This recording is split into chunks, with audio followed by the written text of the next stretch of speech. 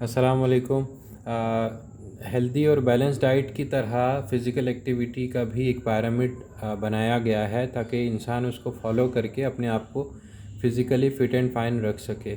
अब इसको हम फ़िज़िकल एक्टिविटी पैरामिड कहते हैं। अब इसके डिफरेंट लेवल्स हैं। अब हम अगर स्टार्ट करें बिल्कुल लोएस्ट लेवल से, तो सबसे पहला सेक्शन हमारे पास आता है एवरीडे लाइफ़स्टाइल्स।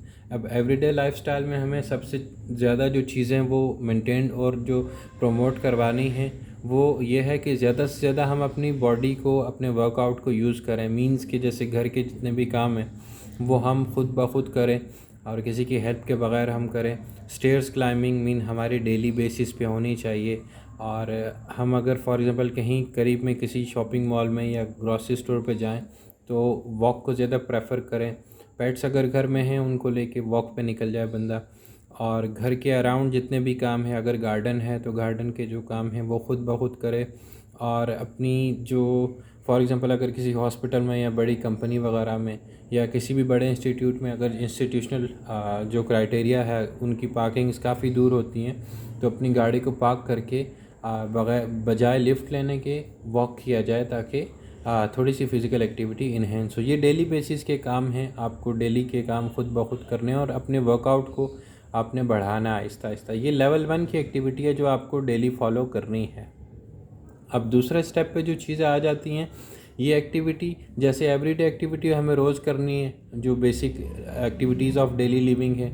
उसके बाद जो आती है हमारे पास जो 3 to 5 टाइम्स अ वीक हमें फॉलो करनी होती हैं, उसमें दो चीज़ें आती हैं। एक तो कार्डियो एक्टिविटीज़ आती हैं, दूसरी रिक्रिएशनल एक्टिविटीज़ आती हैं।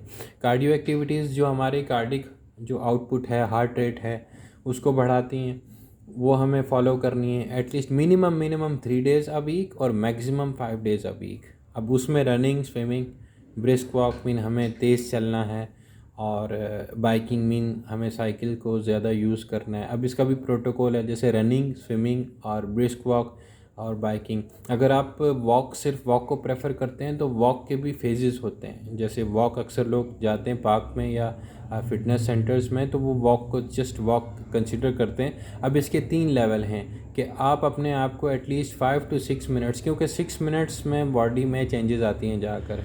अब मिनिमम 6 to 10 मिनट्स तक आपको वार्म अप एक्टिविटी करनी है। उसमें आपको स्लो वॉक करनी है जो हम normal day to day activities में करते हैं। अब 10 मिनट्स तक आपने नॉर्मल वॉक की।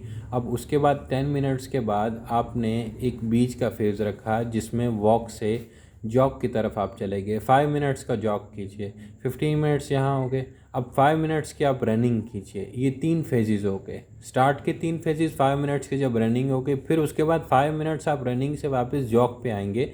रनिंग से एकदम आप वॉक पर नहीं आएंगे, वरना बॉडी एकदम सीज होने लगती है और हार्ट पे जो लोडिंग कैपेसिटी है वो बढ़ जाती है। रनिंग से फिर आप वापस रिवर्स में जॉग पे आएंगे। 5 मिनट्स जॉग करने के बाद फिर आप 5 मिनट्स के बाद वॉक पे आएंगे। देन आप 5 मिनट्स की वॉक करके 5 to 10 मिनट्स की वॉक करके कूल डाउन पीरियड करके फिर आप इसको क्विट करें। अगर आपको प्यास लगती है ड्यूरिंग वॉक या एक्टिविटीज़, आप डेफिनेटली आप पानी पीजिए। अक्सर कॉन्सेप्ट है कि एक्सरसाइज के दौरान पानी नहीं पीना चाहिए। आप अगर हाइपरटेंसिव पेशेंट नहीं हैं तो अपने साथ इलेक्ट्रोलाइट्स की बॉटल रखें पूरे, या फिर ORS के सैशे आते हैं वो आप बॉटल में डाल के अपने साथ रखें। और जो हाइपरटेंसिव हैं वो अपने साथ पानी और जो वाइटामिन्स हैं जैसे CC1000 वगैरह हैं या फिर कैल्साइन D वगैरह की टैबलेट वो साथ रखें और वो लेते रहें ताकि इलेक्ट्रोलाइट इम्बैलेंस ना हो, जिसकी वजह से क्रैम्प्स बहुत ज़्यादा आते हैं। सेकंड चीज़ हमारे पास रिक्रिएशनल एक्टिविटीज़, जिसमें tennis, hiking, baseball, skating mean जितनी भी स्पोर्ट्स की एक्टिविटीज़ हैं वो एटलीस्ट 3 टाइम्स अ वीक हमारी होनी चाहिए। जैसे जहाँ पाकिस्तान में क्रिकेट बहुत कॉमन है, at least 3 times a week, 3 to 5 times cricket है या टेबल टेनिस है या इस तरह की कोई सी भी एक्टिविटी आप अपनी इन रखिए।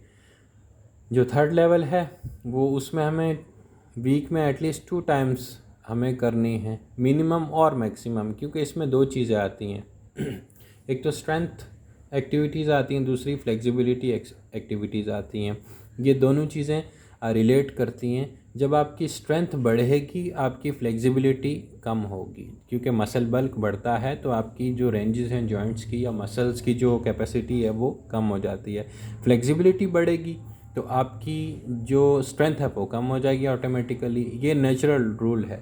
तो इसलिए आपको इन दोनों चीज़ों को एक साथ लेके चलना है। स्ट्रेंथ एक्टिविटीज़ में जिस तरह आप वेट उठाएं, कर्ल-अप्स हैं, पुशअप्स हैं, आप उसके अलावा रोइंग एक्टिविटीज़ हैं जैसे थेराबैंड्स के साथ आपकी एक्टिविटीज़ हैं, या हल्का फुल्का आप वेट आप उठा के उसकी एक्टिविटीज़ आप करें।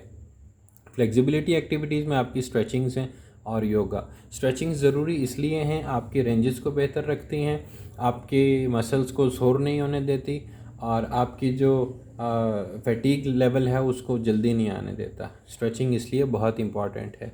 और लास्ट फेज़ जो है, जो हमें अपनी रूटीन से कट डाउन करना है, वो है सिटिंग। बहुत एक्सेसिव सिटिंग ना हो, जो आजकल हम सब की एक्सेसिव सिटिंग है due to the excessive use of laptop, computers as well as smartphone use. Sitting कम से कम हो, जैसे कंप्यूटर पे, और टीवी टाइम जो है वो बहुत कम से कम हो। आप रखें, अपनी डेली एक्टिविटीज़ में रखें इसका टाइम, बट बहुत कम रखें। इन चीज़ों को कट डाउन करें, और इन चीज़ों को बाकी जो लेवल 1, 2 एंड 3 की जो एक्टिविटीज़ हैं इसको मेंटेन करें, ताकि आप एक बैलेंस्ड और हेल्दी लाइफ गुजार सकें।